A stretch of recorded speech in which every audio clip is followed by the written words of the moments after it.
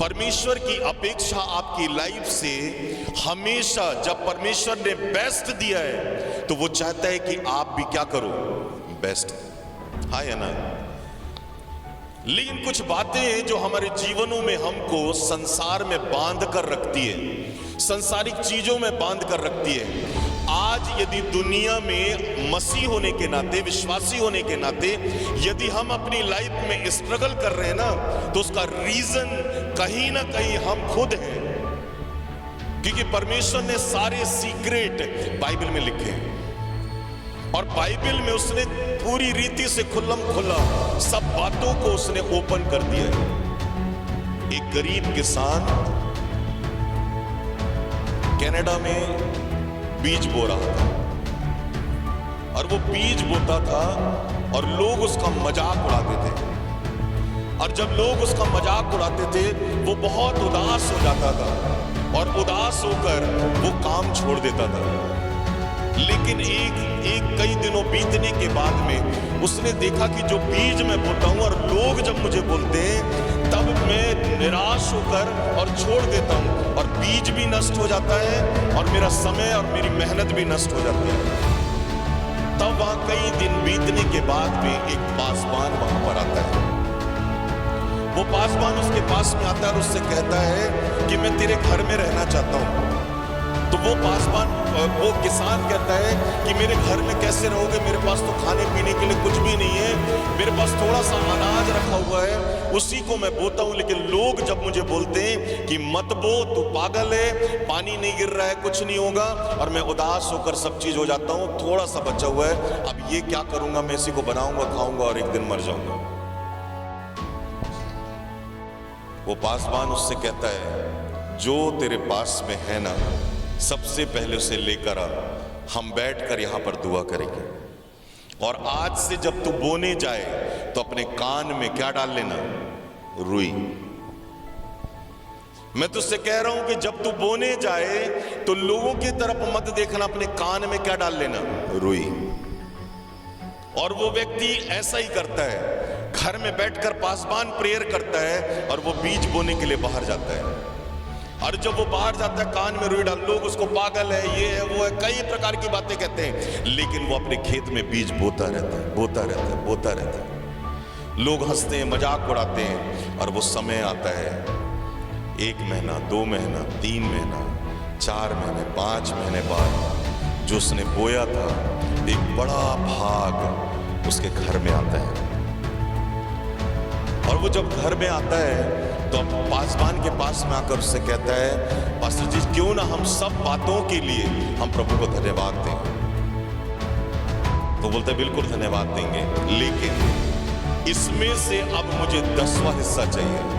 अरे पास्टर तू तो प्रार्थना कर रहा था घर में बैठ के, मेहनत मैंने किया।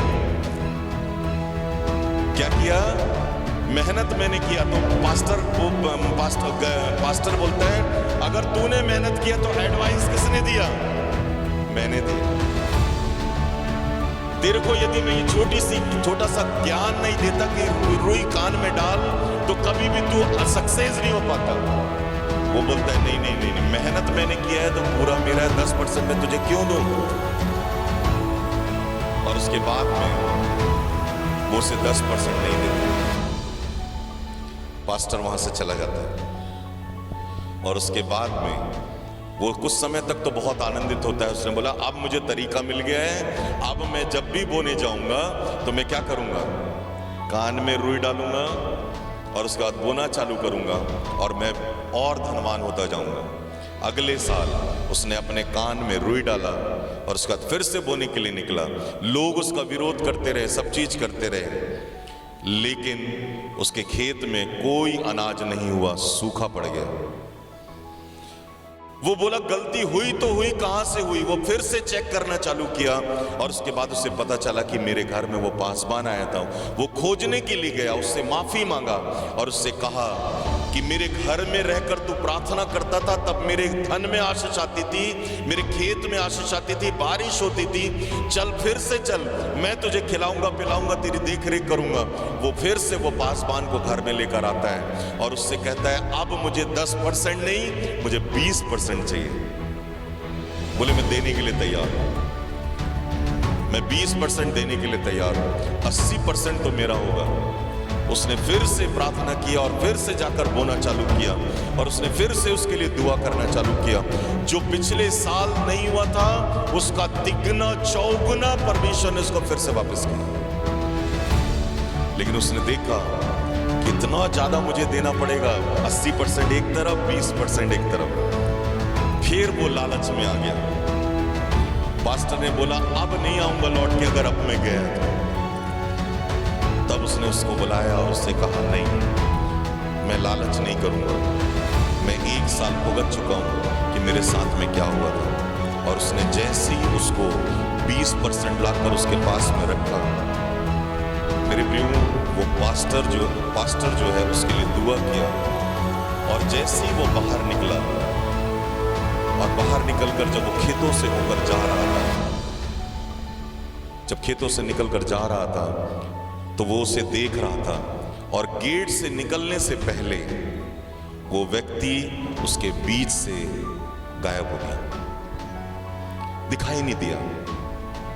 वो 20% अभी भी उस जगह में रखा हुआ था, 80% अभी भी दूसरे कमरे में रखा हुआ था।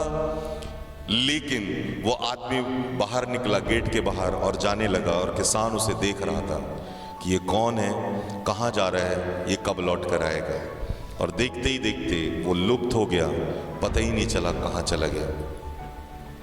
ये कहानी मैं क्यों बता रहा हूं आज इस दिन, इस कहानी को मैं क्यों बता रहा हूं? वो बात इसलिए बता रहा हूं आज कि जिस व्यक्ति के साथ में ये घटना घटी थी, वो व्यक्ति कनाडा में आज परमेश्वर की सेवकाई कर रहे हैं। अपनी जमीन को प्रभु के राज्य के लिए उसने दिया और उसने कहा जब परमेश्वर को 20% देने से मेरे घर परिवार में इतनी आशीषें आ सकती है तो क्यों ना मैं परमेश्वर को 80% दूं और 20% मैं अपने लिए इस्तेमाल करूं। और मेरे प्रियो कनाडा में आज एक बड़े बिजनेसमैन के रूप में एग्रीकल्चर में जाना माना नाम है, एक उत्तम प्रभु का दास है, सेवकाई करता है, उसकी खेती बाड़ी घर परिवार की देखरेख मेरा प्रभु करता है और वो 80% जो है वो सेवकाई में इस्तेमाल करता है। ये तब होता है जब आप प्रभु की आज्ञा को मानते हैं। हालेलुया। इसलिए नीति वचन का लेखक यहां पर कह रहा है कि ऐसे हैं जो छितरा देते तो भी उनकी बढ़ती होती है और ऐसे भी हैं जो यथार्थ से, सोच से, कीमत से कम देते, थोड़ा देते, उनके पास कुछ नहीं रहता क्योंकि उनके अंदर में वास्तव में एक कंजूसपन का आत्मा होता है। और हर एक मसीह जो प्रभु के विश्वास करते हैं, प्रभु को मानते हैं, अगर इस कंजूसपन की आत्मा से यदि वो आजाद हो जाए, मैं आपको बिलीव दिलाता हूं पूरी इंडिया, याद रखना हर जगह में मसीहों का राज्य होगा। हर जगह में कंजूसपन की आत्मा हर एक मसीह के अंदर में।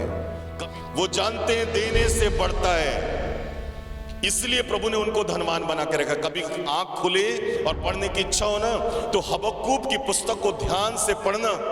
प्रभु कहता है मेरे लोग देना नहीं जानते, मेरे पास आना नहीं चाहते, अपने चाल को सुधारना नहीं चाहते, इसलिए वो गरीबी की जिंदगी जीते हैं। हबक्कूक कहता है हाय मेरे प्रभु, मेरे लोग क्यों निर्धन और भीख मांग रहे हैं। उसका रीजन है, प्रभु ने कहा, क्योंकि उन्होंने कभी देना नहीं सीखा, क्योंकि वो हमेशा मांगने और भीख बटोरने वाले बने। बस उन्होंने कभी भी प्रभु को देना नहीं सीखा। हबक्कूक की पुस्तक को पढ़ना घर जाके। नियत साफ होना चाहिए प्रभु को देने की, बढ़ चढ़ के। मेरे प्रियो, तब परमेश्वर आपके जीवनों में काम करता है। क्या था अब्राहम के पास में? कुछ भी नहीं, खाली निकला था अपने परिवार के साथ में। परमेश्वर उसके देने की नियत को देखकर उस देश में जहां जहां भी जाता था, अब्राहम अपने लोगों में सबसे ज्यादा धनी था। हाँ या ना? क्योंकि वो जानता था ये आत्मा जो कंजूसपन का है वो मुझे कभी नहीं बढ़ा सकता, लेकिन यदि मैं देने के द्वारा, बाइबल कहती अबीमेलेक भी उसके सामने फीका पड़ गया, क्योंकि वो राजा था और मेरे प्रिय साधारण एक व्यक्ति था अब्राहम, लेकिन उससे ज्यादा धनी था और वो डरने लगा, इसको जल्दी से बाहर करो क्योंकि ये धनी है, इसके पास बहुत भेड़ बकरियां नौकर चाकर सब है, क्योंकि इसके ऊपर परमेश्वर का क्या है, अनुग्रह। जब आप देते हो तो आप पर परमेश्वर का अनुग्रह ठहरता है, क्योंकि आप प्रभु की मर्जी को पूरा करते हैं। मेरे प्रियो, वो किसान यदि ना देता, यदि वो उस बात को ना समझता तो मर जाता वो, लेकिन उसने समझा कि मेरे 10 और 20% जाने से 80% मेरा है और मुझे 80% पर जीना सीखना है। जब वो जीना सीख गया, मेरे प्रियो, अपना बेस्ट लेना सीख गया। आप अपनी लाइफ में कभी भी परमेश्वर के हिस्से को चुराकर, मेरे प्रियो, कभी धनवान नहीं बन सकते, कभी धन की आशीष को नहीं ले सकते, कभी भी नहीं। सच बता रहा हूं, पागल हो जाओ प्रभु के लिए। अगर प्रभु का वचन कहता है कि ऐसा कर तो तुझे मिलेगा तो करो, यदि नहीं मिलेगा बोलता मत करो। हर एक बड़ी मिनिस्ट्री का, हर एक चर्च का, हर पासबान का, हर ऊंचे लेवल में पहुंचने वाले व्यक्ति का, मेरे प्रियो, एक सीक्रेट है, उन्होंने देना और बिखेरना सीखा। देने और बिखेरने से क्या होता है, बढ़ता है। मेरे बच्चे का क्या होगा, पैसा है तो भी चिंता है, नहीं है तो भी चिंता है। मेरे घर का क्या होगा, मेरे घर कैसे बनेगा, क्या होगा। अरे प्रभु कहता है पहले मेरी ओर देख, मेरी चिंता कर, मेरी बात को पूरा कर, सब कुछ मैं तुझे दूंगा। हम सीक्रेट पकड़े ही नहीं, हमारे पास में सब कुंजी है, सब पता है हमको, हमारे पास में सारी पूरी डिक्शनरी भरी हुई है बाइबल की, हर चीज जानते हम, लेकिन कर नहीं रहे ना, ये प्रॉब्लम है। इसलिए आज इस थैंक्सगिविंग संडे के दिन में मैं आपको प्रोत्साहित करना चाहता हूं कि मेरे लिए आप कुछ मत करो, आप प्रभु के लिए करो, प्रभु के राज्य के लिए करो। नियत सुधारो, अपनी सोच बदलो, अपने देने के तरीके को बदलो। प्रभु के लिए करना कोई साधारण बात नहीं है। एक बहन हैदराबाद में, मेरे प्रियो, 20 साल तक सिर्फ बोती रही। एक लोगों ने पूछा क्यों बोती है तू, क्या कारण है कि तू बोती है? 20 साल तक बोती रही। बोले क्यों बो रही है, क्यों देती है, क्यों बिखेरती है, क्यों सवेरे से आकर प्रभु के भवन में बैठी रहती है, क्यों प्रभु के भवन के लोगों की दूध सुधी लेती रहती है, क्यों कर रही है? बोले मेरा स्वार्थ है, कोई मुझे कुछ दे या ना दे, मैं जानती हूँ सेनाओं का यहोवा मुझे कुछ देगा, मेरा बेटा अभिषिक्त बनेगा, मैं उसके लिए प्रार्थना कर रही हूँ और दरवाजे को खोल रही हूँ। मेरे प्रियो, आज हैदराबाद में, मेरे प्रियो, वही भविष्यवक्ता बनकर उसका बेटा आज, मेरे प्रियो, वहां पर काम कर रहा है और उसके लिए आज हैदराबाद की जो सरकार है ट्रेनें चालू करके रखी है, जब इसकी मीटिंग हो तो ट्रेन में बैठकर लोग, विश्वासी लोग वहां पर आ सके। आप जो कीमत चुकाते हो प्रभु के राज्य के लिए, जो आप बोते हो, आप रोते हुए, दर्द होना चाहिए अंदर, तकलीफ होना चाहिए। भेंट तो सब देते हैं, अरे आप किसी को भेंट देना है, आपके जेब में 2000 रुपए, 100 रुपए, 200 रुपए, 500 रुपए का भेंट दिए, कोई दर्द नहीं, फिर भी हमारे पास है। लेकिन यदि आप उसे बेस्ट देना चाहते हो, आपको दर्द होना चाहिए कि 1500 रुपए का मैंने दिया है, 500 रुपए बस मेरे पास है, इसको मैं कैसे चलाऊंगा। ये दर्द, ये नियत। उस बहन ने 20 साल तक कीमत चुकाई। आज उसका बेटा, वो नहीं जानती थी मैं क्या कर रही हूं, पर वो जानती थी इस बात को, मेरे लिए कोई दरवाजा खोले या ना खोले, मेरे लिए मेरा परमेश्वर दरवाजा खोलेगा और वो मेरे बच्चों को एक अभिषिक्त के रूप में खड़ा करेगा। कीमत चुका रही थी जी, कीमत चुका रही थी। किसी बंदे को नहीं, किसी व्यक्ति को नहीं, किसी चर्च को नहीं, प्रभु को दे रही थी। वो खोल रही थी हर दरवाजा अपने भेंट को दे देकर। वो जानती थी कुछ होने वाला है। यदि एलिया के साथ हो सकता है तो मेरे बच्चे के साथ भी होगा, यदि उस समय दाऊद के साथ हो सकता है तो इस समय होगा। और वो रोज प्रार्थना करती थी, मुझे शामुएल का अभिषेक मेरे बेटे के जीवन में होना चाहिए। आप बिलीव करो इस बात को, यूट्यूब में देखो, क्या देखते हो यूट्यूब में मुझे नहीं मालूम, यूट्यूब में निकाल कर उनको देखो, कई टेस्टमनियां भरी हुई, उनको देखो, सीखो उनसे। मेरे प्रियो, वो बताती है कि मैं बोलती थी शामुएल का अभिषेक चाहिए मेरे बेटे के ऊपर। आज नेता लोग उसके पास में जाकर घुटने टेकते और प्रार्थना कराते उससे। अधिकारी नेता लोग, बिलीव करो, आपका देना आपके लिए रास्तों को खोलता है।